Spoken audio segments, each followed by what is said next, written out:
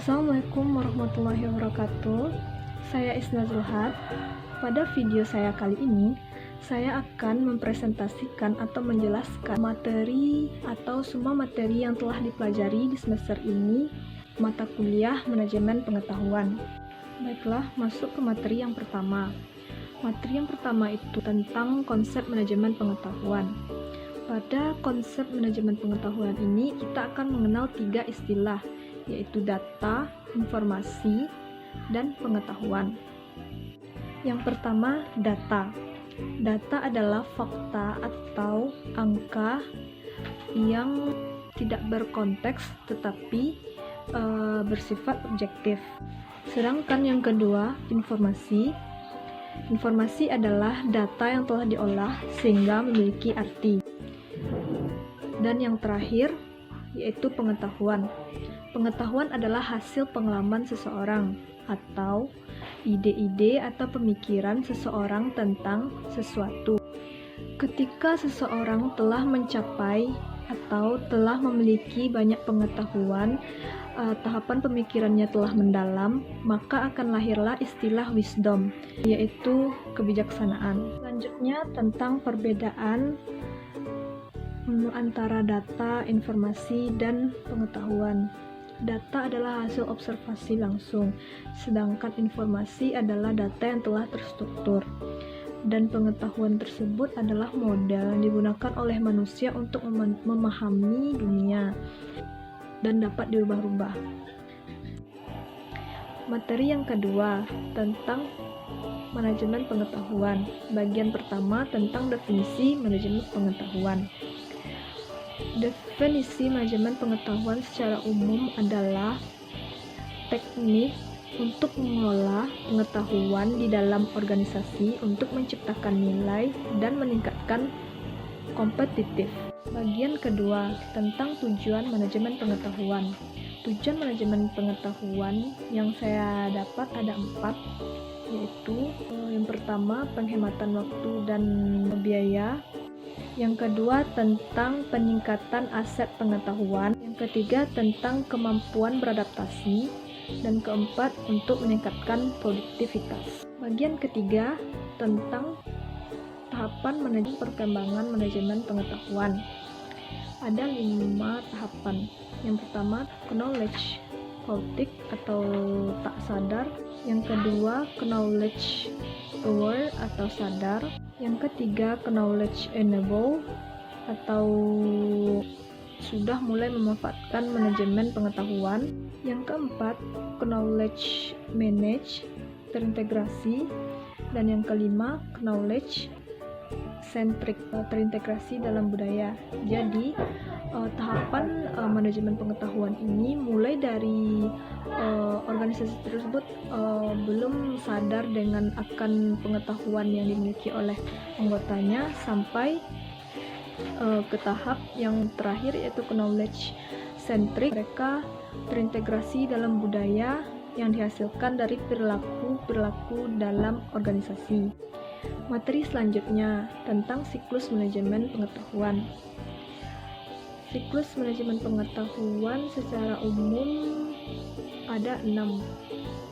Yang pertama, tahapannya yaitu penangkapan. Yang kedua, mengkodifikasi. Yang ketiga, menciptakan. Yang keempat, menyebarluaskan. Yang kelima, mengakuisisi. Dan yang keenam, menerapkan. Tahap menangkap adalah tahap mencari informasi tentang masalah yang sedang dihadapi. Sedangkan kodifikasi yaitu menyusun atau mengumpulkan sesuatu yang telah didapatkan tadi pada tahap penangkapan.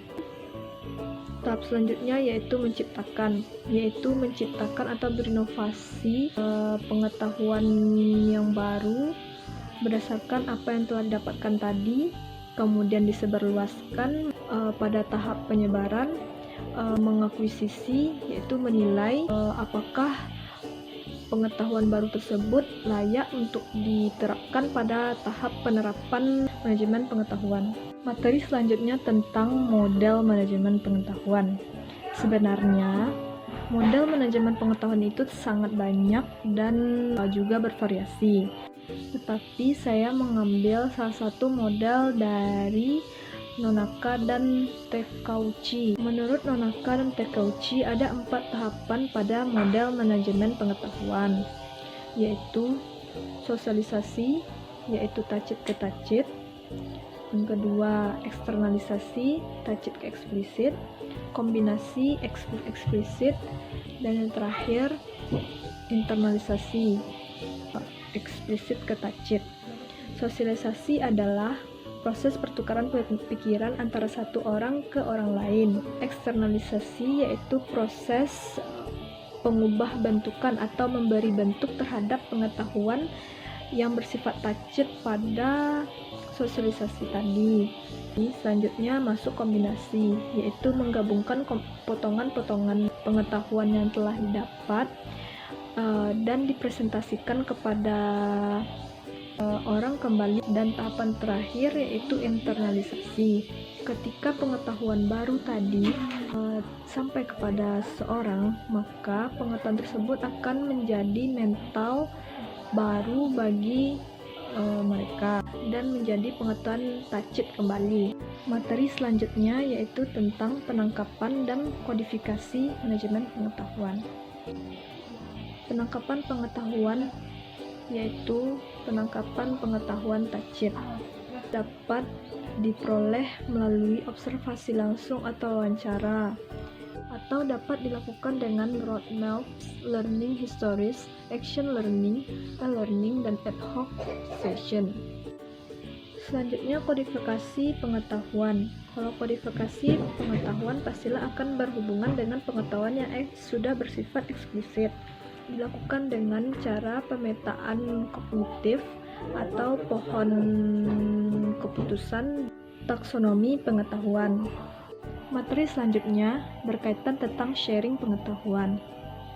Definisi sharing pengetahuan menurut Tobing yaitu tahapan penyebaran atau penyediaan informasi pada waktu yang tepat untuk karyawan yang membutuhkan. Selanjutnya, manfaat dari sharing pengetahuan pertama, membangun kepercayaan, yang kedua membangun keterbukaan, mempercepat penyelesaian tugas, kesempatan untuk belajar, dan meningkatkan daya saing. Ada 3 tantangan dalam sharing pengetahuan. Yang pertama, manusianya, yang kedua teknologi, dan yang ketiga budayanya. Selanjutnya, materi tentang penerapan manajemen pengetahuan, di mana tahapan ini pengetahuan yang ada pada individu ataupun karyawan ataupun orang-orang yang ada di organisasi digunakan untuk menyelesaikan masalah.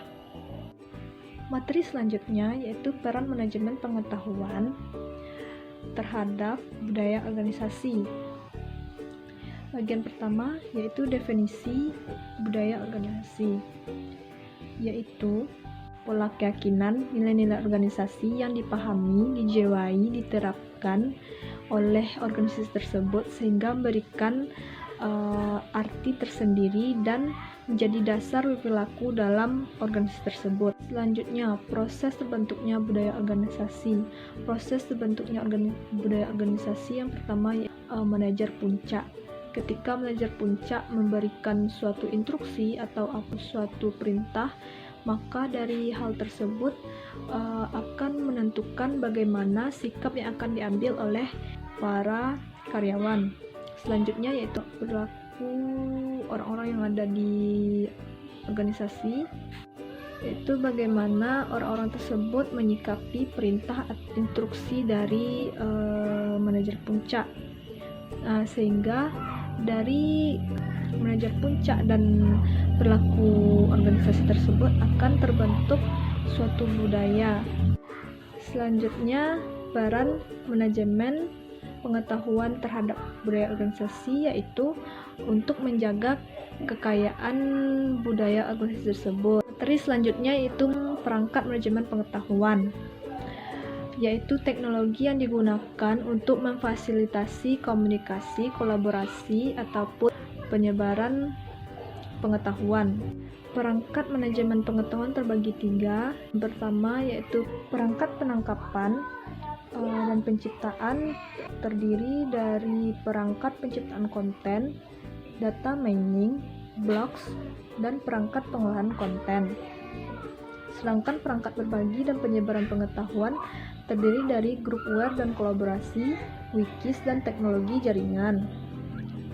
Dan perangkat akuisisi dan aplikasi terdiri dari sistem e-learning dan sistem pakar. Materi selanjutnya yaitu implementasi manajemen pengetahuan untuk perorangan organisasi. Berikut ini slide-nya, silahkan dibaca.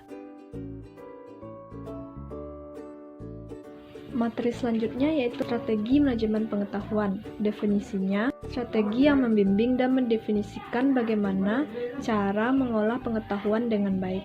Berikut ini informasi tambahan.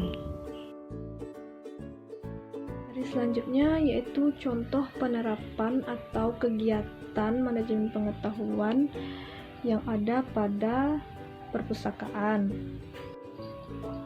Contohnya yaitu mengolah pengetahuan pada kitab kuning, kegiatan bedah buku, dan knowledge sharing antar pegawai.